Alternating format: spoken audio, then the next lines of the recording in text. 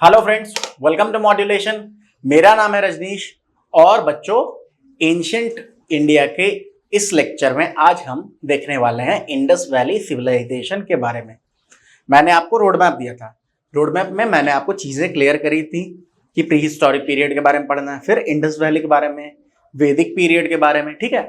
और मैंने ये बताया था क्लियरली कि आपको क्या करना है, आपको आपकी रेंज बढ़ानी है।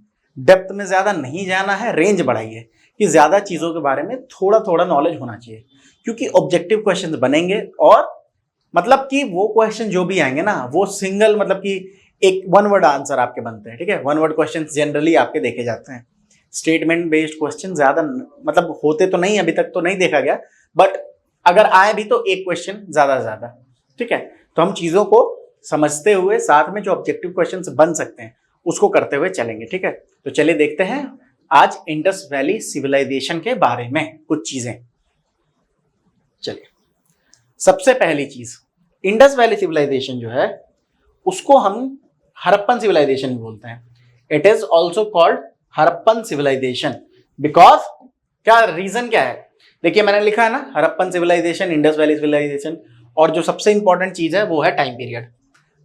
थोड़ा कंफ्यूजन रहता है बट मोर और लेस यही माना जाता है 3500 टू 1500 बीसी।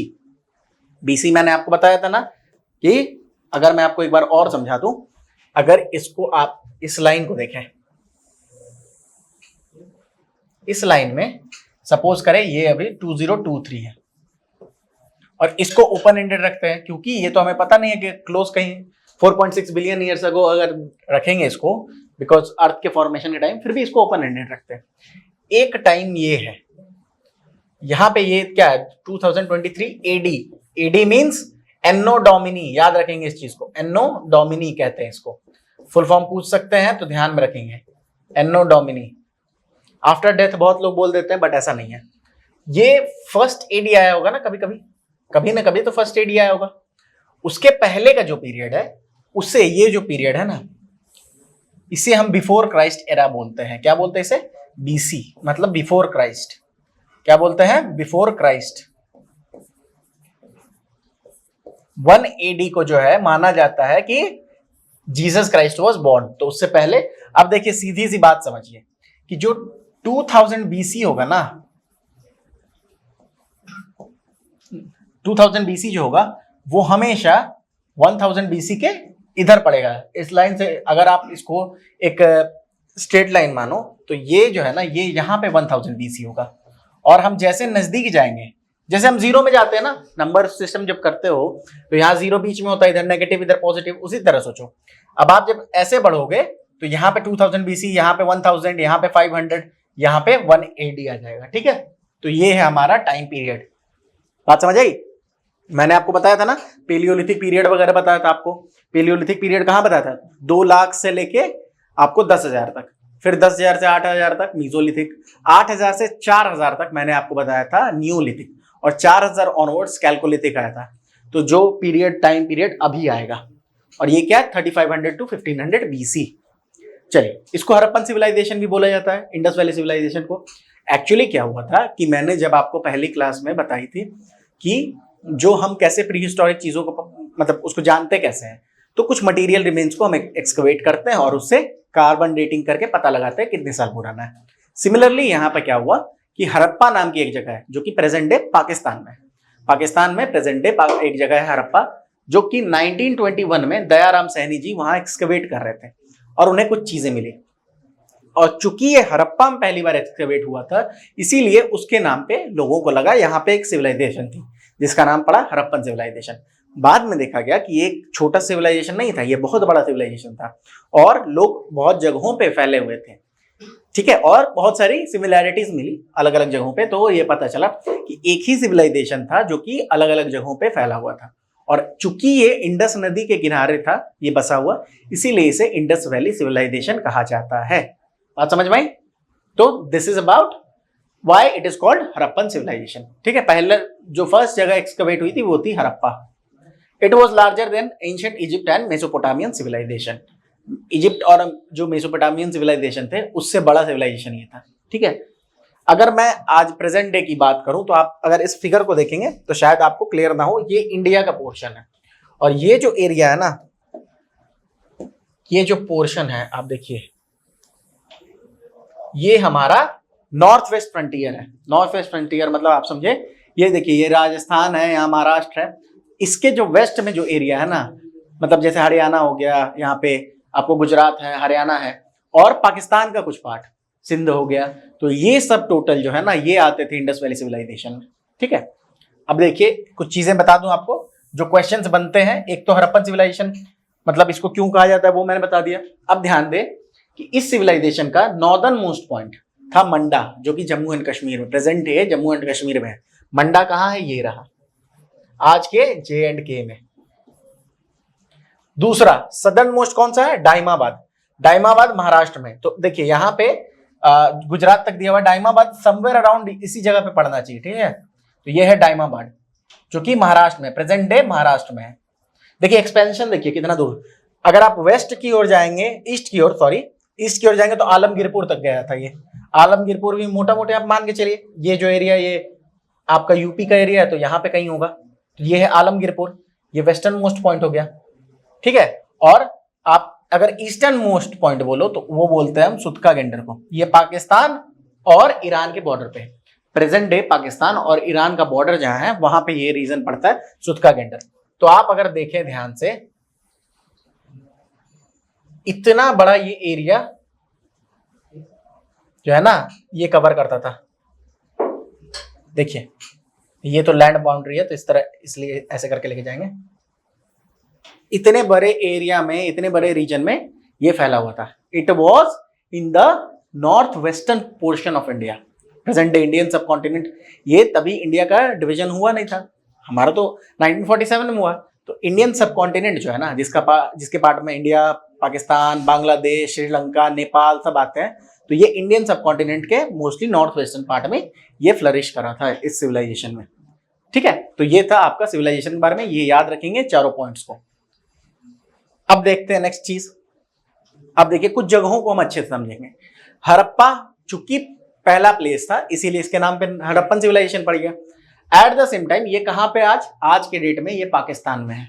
ठीक है, और यहाँ पे एक मेल टॉर्सो मिला था, इसको टॉर्सो बोलते हैं। धड़ जो होता है ना गले के नीचे का पोर्शन, उसे टॉर्सो बोलते हैं। तो ये मेल टॉर्सो जो है ना ये कहां से मिला था, हड़प्पा में एक्सकवेट हुआ था। ये चीज हड़प्पा में मिली थी। और हड़प्पा क्या है, ये सबसे पहला जगह था जहां पे खुदाई हुई थी और जहां से इसका नाम, इस सिविलाइजेशन का पहले नाम हड़प्पन सिविलाइजेशन पड़ा। बाद में जब देखा गया कि ये और भी जगहों पे था तो नाम इसका इंडस वैली सिविलाइजेशन कर दिया गया। तो ये मेल टॉर्सो ये कहां मिला है, हड़प्पा में, ध्यान रखेंगे।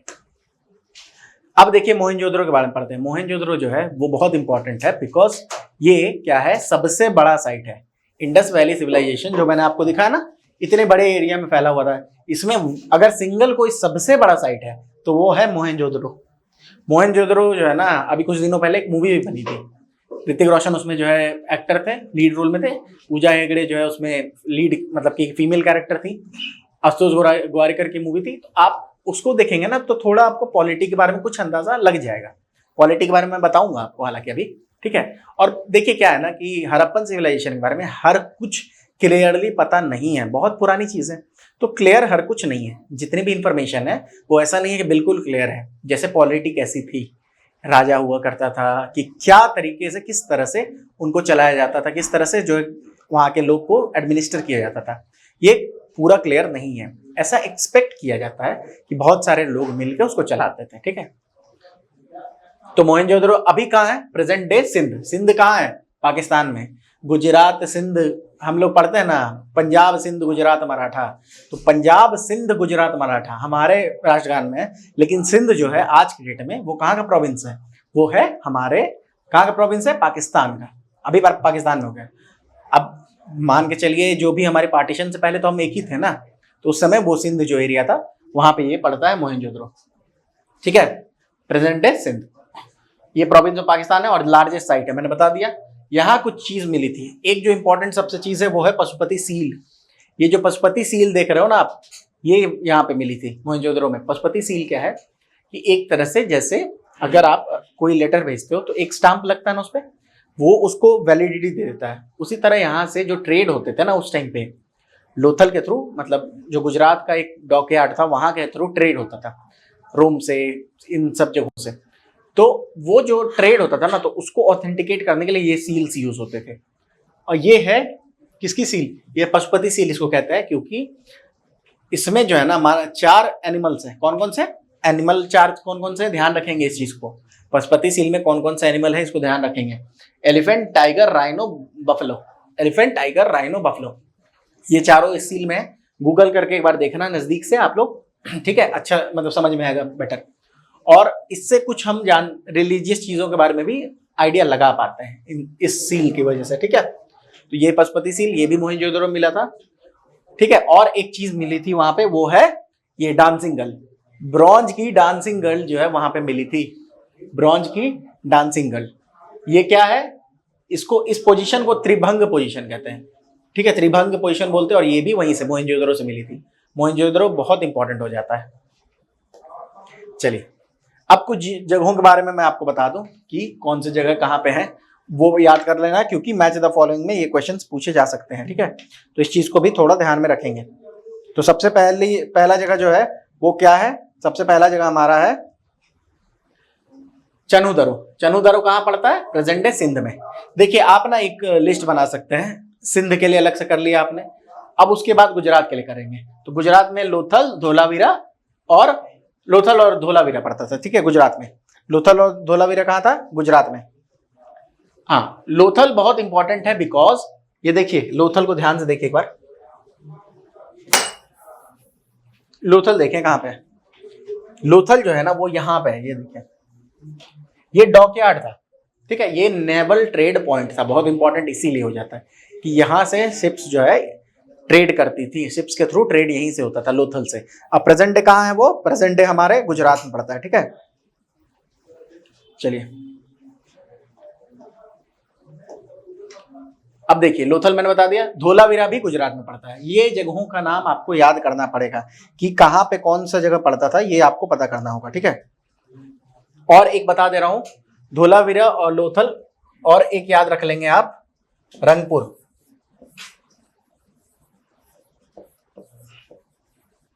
आपको मैच द फॉलोइंग क्वेश्चंस आ सकते हैं, इसीलिए इसको करना है अच्छे से। ये कहां पे है? गुजरात में। रंगपुर गुजरात में है, ठीक है? रंगपुर कहाँ है? गुजरात में है। चलिए, उसके बाद एक और जगह हम करने वाले हैं, हम कालीबंगन। कालीबंगन कहाँ पड़ता है? देखिए, कालीबंगन, बंगन, बंगन से मिलता जुलता साउंड है ना, बैंगल का। तो फैक्ट्री जो थी ना, बैंगल फैक्ट्री, वो यहाँ मिलती थी कालीबंगन में। और कालीबंगन कहाँ पड़ता है? वो है राजस्थान में। और बैंगल फैक्ट्री यहीं पे मिलती थी, कालीबंगन। ये फर्स्ट प्लोड फील्ड भी ना यहीं पे मिला है। फर्स्ट प्लोड फील्ड जो है वो यहीं पे मिला है। प्लोड फील्ड मतलब जिस खेत की सिंचाई हुई हो, ठीक है? उसे हम प्लोड फील्ड बोलते हैं। तो कालीबंगन राजस्थान में बैंगल फैक्ट्री थी, साथ में फर्स्ट प्लोड फील्ड यहीं से मिला है, कालीबंगन से, ठीक है?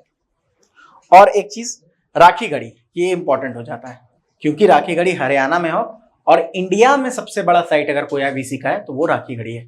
Rakhigarhi largest Indian site of IBC, ठीक है? Largest Indian site of IBC वो है राखीगढ़ी। और एक और याद कर लेंगे, एक और याद करेंगे, बनावली जो है ना, ये भी एक जगह है जो कि हरियाणा में ही पड़ता है, ठीक है? बनावली, हरियाणा। तो ये 6-7 जगह हैं, इसको आप याद कर लोगे कि कौन सा जगह कहाँ पड़ता है।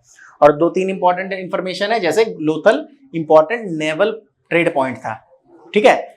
फिर कालीबंगन फर्स्ट जो है वहां पे बैंगल फैक्ट्री और फर्स्ट प्लोड फील्ड वो यहाँ पे। और Rakhigarhi largest Indian IBC site, largest Indian IBC site बोल रहा हूं। अगर ओवरऑल पूछेंगे तो मोहनजोदड़ो, ठीक है? जो कि पाकिस्तान में आज के डेट में। फिर कुछ फीचर्स के बारे में पढ़ते हैं। First urban civilization, first urban civilization इसे कहा जाता है। Systematic town planning on grid system. क्या है ये ग्रिड सिस्टम, समझे थोड़ा। सपोज करें कि एक शहर है ये, सपोज करें कि ये मोहनजोदड़ो है, ठीक है? तो इसमें क्या होता था ना, ग्रिड पैटर्न बोलने का मतलब ये होगा,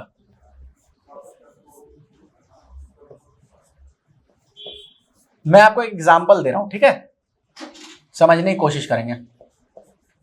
ग्रिड पैटर्न ये होता है।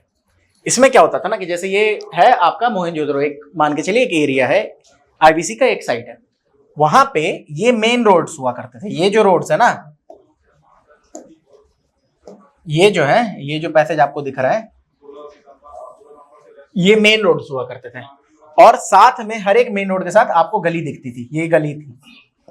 तो ये है ग्रिड पैटर्न। सोचिए अभी अगर आप एट प्रेजेंट भी देखेंगे ना, तो इतना ज्यादा सिस्टमैटिक टाउन प्लानिंग इंडिया में नहीं है, सीधी सी बात है। और इस तरह से ग्रिड पैटर्न पे वहां पे टाउन प्लानिंग होती थी, ठीक है। ये है ग्रिड पैटर्न की, इसीलिए अर्बन सिविलाइजेशन भी बोलते हैं। साथ में अगर मैं आपको अंडरग्राउंड, हाँ, फिर एक और चीज मैं बता दूं आपको ग्रिड सिस्टम के बारे में। दो पार्ट हुआ करते थे, शहर के दो पार्ट्स होते थे। एक था सिटाडेल, ठीक है, ये है सिटाडेल, एक है लोअर टाउन। बाकी एरिया जो है ना वो लोअर टाउन में आता है। सिटाडेल और लोअर टाउन का मतलब क्या हुआ कि जैसे ये शहर है ना, एक एरिया एलिवेटेड टॉप पे होता था, ऊपर होता था थोड़ा, और बाकी जो लोअर सिटी में वर्कमैन रहते थे, नॉर्मल लोग। और सिटाडेल में जो इंपॉर्टेंट जो पोस्ट पे लोग थे, जो कि पॉलिटिकली इन्फ्लुएंस्ड लोग थे, जिनके पास पैसे ज्यादा थे, वो लोग सिटाडेल में रहते थे, अपर एरिया में, ठीक है। और लोअर एरिया में वर्किंग क्लास लोग रहते थे। ये डिवीजन किया हुआ था वहां पे। सिटाडेल में बहुत सारी चीजें मिलती थी, जैसे द ग्रेट बाथ, ठीक है, जो फूड ग्रैनरीज, बहुत बड़े बड़े फूड ग्रैनरीज थे वहां पे। और ग्रेट बाथ याद रखेंगे, बहुत इंपॉर्टेंट हो जाता है। ग्रेट बाथ पूछ दे तो आईबीसी से कनेक्ट कर देना, इंडस वैली से। ग्रेट बाथ क्या था कि एक बहुत बड़ा एरिया था, मतलब 12 फुट बाय 12 फुट या कैसे कुछ ऐसा ही, बहुत बड़ा एरिया था। यहाँ पे ये स्विमिंग पूल टाइप से, यहाँ पे आप नहाने की सुविधा थी, आप आराम से जाइए नहाइए। और साथ में ना रूम्स बने हुए थे, यहाँ देख रहे हो, रूम्स बने हुए ताकि वहां पे कपड़े चेंज किए जा सके, या फिर जो औरतें हैं उनको, उनके लिए। तो ये था हमारा ग्रेट बाथ, ठीक है। अरे बहुत सारी चीजें हैं, आप यू विल बी मतलब अमेज्ड टू नो कि आज भी लोग सोचते हैं कि पिरामिड जो इतने पहले बने थे, आज के डेट में पॉसिबल नहीं है बना पाना, ठीक है, अभी नहीं बन पाएगा, वो इतना टफ है। तो ये सारी चीजें कभी कभी लोगों को कुछ थियरीज में लेके चली जाती है, कंस्पिरेसी थियरीज, कि पिरामिड्स को जो है एलियंस ने बनाया था। जैसे हमारे यहाँ जो मंदिर है, एक अजंता में जो मंदिर है, केव 16 जिसको बोलते हैं, वो एक सिंगल रॉक को काट के बना दिया गया था उस मंदिर को, ठीक है। उसके बारे में बहुत सारी बातें हैं कि ये कैसे पॉसिबल है, इतने बड़े रॉक को आज के डेट में नहीं काट पाओगे आप, लेकिन उस समय लोगों ने काट दिया था, सोचिए। तो ये सारी चीजें ना बहुत अमेजिंग चीजें हैं, सोच के देखिए ना। आज से मतलब 3-4 हजार 5 हजार साल पहले लोग ऐसे थे कि जो इस तरह के कारनामे कर ले रहे थे, सोच पा रहे थे, और अब नहीं हो पाएगा, जबकि आपके पास इतनी सारी टेक्निक्स अवेलेबल है। तो ये है अर्बन सिविलाइजेशन, मैंने बताया आपको। अब आते back to this use of burnt bricks in construction में जो घर वगैरह बनते थे, सिंगल स्टोरी बिल्डिंग ज्यादा बनते थे, और बर्न्ड ब्रिक्स का यूज किया जाता था। बर्न्ड ब्रिक्स कहने का मतलब आज के भी डेट में जो आप अगर ईटा जो जहां पे बनती है ना, ईट बनती है भट्टे में, उसको ईट भट्टा बोलते हैं। वहां पे क्या किया जाता है, मिट्टी को एक सांचे में डाल के और भट्टी के अंदर में डाल दिया जाता है, जो यहाँ बहुत ज्यादा आग होती है, और वो पक के जो है लाल होके निकल जाते हैं। तो ये हमारा आज का ईट ऐसे ही बनता है। उसी तरह से इनके पास भी कोई टेक्नोलॉजी थी जिससे ये बर्न्ड ब्रिक्स को यूज करते थे। अब एग्जैक्टली एज इट इज नहीं बोल सकते हो कि आज की ब्रिक की तरह ही सेम थे, लेकिन थोड़े डिफरेंसेस थे, लेकिन वो भी बर्न्ड ब्रिक्स यूज करते थे। अंडरग्राउंड ड्रेनेज सिस्टम, हर घर के नीचे से एक ड्रेनेज सिस्टम का पैटर्न बना हुआ था। वहां अंडरग्राउंड थी पूरी ड्रेनेज सिस्टम, ठीक है। आप दिल्ली में अगर आओगे तो देखोगे कि रोड जो है ना खोद देते हैं कभी भी ड्रेनेज सिस्टम को ठीक करने के लिए। वहां पे उतने साल पहले वो इस तरह से उन्होंने प्लान किया था कि ड्रेनेज सिस्टम वगैरह सब कुछ सही चले, इसके लिए अंडरग्राउंड ड्रेनेज सिस्टम उन्होंने तैयार की थी। फिर एक पॉटरी के बारे में बहुत इंपॉर्टेंट है कि red and black pottery use होती थी, याद रखेंगे। रेड एंड ब्लैक पॉटरी पूछ देंगे इंडस वैली सिविलाइजेशन की, ब्लैक कलर की पॉट होती थी, ठीक है, और उस पर रेड से पेंटिंग की हुई होती थी, इसे रेड एंड ब्लैक पॉटरी कहते हैं। सील एंड स्क्रिप्ट जो है पिक्टोग्राफिक है। अब पिक्टोग्राफिक क्या होता है, देखिए, सील तो मैंने आपको दिखा दिया, सील में देखिए आप पिक्चर्स बने हुए ना, यही होता पिक्टोग्राफिक। स्क्रिप्ट पिक्टोग्राफिक का मतलब क्या हुआ, स्क्रिप्ट पहले जानते, स्क्रिप्ट होता क्या है। जैसे मैंने आपको एक चीज बताई, ठीक है, एक चीज ध्यान दे, स्क्रिप्ट क्या होती है, कोई भी लैंग्वेज को जिस सिंबल्स के थ्रू समझा जाता है, लिखेंगे जिसके, और वो सिंबल्स जो है जिससे हम पढ़ पाते हैं उसको स्क्रिप्ट कह देते हैं। जैसे अगर मैं लिखूं आई एम रजनीश। ये आप लोग पढ़ पा रहे हो आराम से, किसी को कोई प्रॉब्लम नहीं हो रही, क्योंकि आपको बताया गया कि ये आई है, आई का मतलब मैं होता है, ए एम है। तो ये जो स्क्रिप्ट है ना, इसको स्क्रिप्ट बोलेंगे। ये जो सिंबल्स हैं इनको ही स्क्रिप्ट बोलते हैं। और ये क्या है? ये रोमन स्क्रिप्ट है। इंग्लिश की अपनी कोई स्क्रिप्ट है नहीं, इन्होंने रोमन से चुरा ली है, मतलब रोमन से उधार ले रखी है। हिंदी की अपनी है, ठीक है, हिंदी की अपनी स्क्रिप्ट है, ठीक है, जैसे जिसको देवनागरी स्क्रिप्ट बोलते हैं। जैसे अगर लिखूं मैं खाना खा चुका, ये देखिए, अब ये जो है ना, ये हिंदी की स्क्रिप्ट है। उसी तरह उर्दू में जो है उसकी स्क्रिप्ट अलग है, अरबिक स्क्रिप्ट है उसकी। फिर उसके बाद आपको गुरुमुखी अलग स्क्रिप्ट है, जो कि जिसमें ये लिखते हैं हम, पंजाबी लिखते हैं। तो ये है स्क्रिप्ट। अब उस समय में क्या होता था ना कि स्क्रिप्ट जो थी ना, स्क्रिप्ट जो थी वहां पे मतलब बहुत सारे जगहों पर जो चीजें मिली हैं उससे पता चला कि वो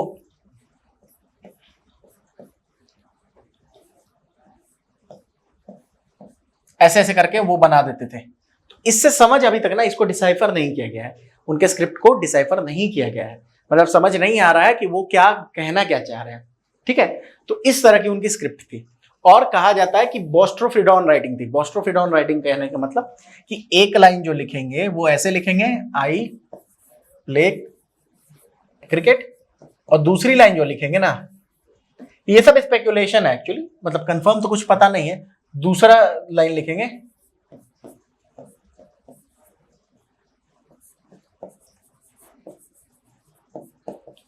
तो पहला लाइन ऐसे, फिर दूसरा लाइन ऐसे, फिर पहला लाइन, तीसरा ऐसे, फिर चौथा ऐसे। ये है बोस्ट्रोफिडॉन राइटिंग, ठीक है। तो इस तरह की उनकी स्क्रिप्ट मानी जाती है कि ऐसी है। अब आप सोच रहे होगे अच्छा सर ये पता कैसे चला कि ये ऐसा है? तो देखिए एक चीज बता दूं मैं आपको, जब भी आप लिखते हो तो आप ध्यान दोगे कि आपके जो पहले आप देखो राइट टू लेफ्ट कैसे पता चला। तो ये सीधी सी बात है ना कि जो पहला पोर्शन होगा, आप जब बहुत ज्यादा देख लोगे ना तो समझ आएगा कि पहला पोर्शन आराम से लिखा गया। लास्ट में जाते जाते कभी कभी नहीं होता, हम छोटा छोटा लिख देते हैं, तो समझ आ रहा है कि ये इधर से इधर की ओर बढ़ रहा होगा। फिर सिमिलरली वही चीज यहां नोटिस की गई है, ठीक है। चलिए, हाँ, तो मैंने बताया आपको स्क्रिप्ट जो है वो पिक्टोग्राफिक थी और अभी तक उसको डिसाइफर नहीं किया गया है, ओके। उसके बाद domestication of animals. Horse was not known to them and neither was iron. Horse नहीं उनको पता था और nor neither was iron, iron भी उनको पता नहीं था, आयरन के बारे में भी वो नहीं जानते थे। हॉर्स और आयरन के बारे में इंडस वैली सिविलाइजेशन के लोगों को नहीं पता था, ठीक है। जेबू वॉज द मेन कैटल। जेबू जो है वो मेन कैटल था। वो लोग जो है ना स्टोन्स का यूज करते थे, कॉपर का यूज करते थे, ब्रॉन्ज का यूज करते थे, ठीक है। ये जैसे मैंने आपको दिखाया था एक फोटो, ये देखिए, ये क्या है? ये ब्रॉन्ज डांसिंग गर्ल है, ब्रॉन्ज डांसिंग गर्ल। चलिए, ठीक है। अब देखिए जेबू वॉज द मेन कैटल, ये है जेबू, मतलब हम्ड जो काव होती है ना उसको जेबू बोलते हैं। तो ये उनका मेन कैटल हुआ करता था पहले। अब डिक्लाइन के बारे में थोड़ी बात कर लें। डिक्लाइन का कुछ देखिए, एक्चुअली कहना है कि डिक्लाइन के बारे में भी पता नहीं है ज्यादा, ठीक है। 2000 बीसी के बाद धीरे धीरे डिक्लाइन होना स्टार्ट हुआ, और डिक्लाइन के जो रीजंस है ना, exact reasons can not be ascertained with certitude, confirm नहीं बताया जाता कि दीज वर द रीजंस। कुछ प्रोबेबल रीजंस माने जाते हैं, जैसे डिक्लाइन इन सॉइल फर्टिलिटी, कि सॉइल जो है वो इनफर्टाइल हो गई थी, वहां कुछ उग नहीं रहा था। अब उगेगा नहीं तो सीधी सी बात है अकाल पड़ेगा, अकाल पड़ने के बाद लोग धीरे धीरे मर जाएंगे। तो ये एक रीजन हो सकता है, ये माना जाता है, this can be one of the reasons, ठीक है। फिर डिप्रेशन इन लैंड, जमीन धंस गई थी, ठीक है, कुछ भी हो सकता है, अब एस्ट्रॉइड टकरा गया, चाहे कुछ भी हो गए इसके कारण, तो depression in land. Aryan invasion, ये एक थियरी है, बताऊंगा इसके बारे में भी, कि बोला जाता है आर्यन लोग जो थे वो यूरोप से आए थे और सेंट्रल एशिया के थ्रू, मतलब ईरान के थ्रू वो इंडिया में पंजाब सिंध के एरिया में आए और उन्होंने इनसे लड़ाई करी और इनको मार के खत्म कर दिया। तो एक ये माना जाता है। और एक थियरी है कि फ्रीक्वेंट फ्लड्स आए थे और अर्थक्वेक, बहुत ज्यादा फ्लड्स अर्थक्वेक आए थे। ये सारे प्रोबेबल रीजंस है, प्रोबेबल, कंफर्म नहीं है, प्रोबेबल रीजंस है।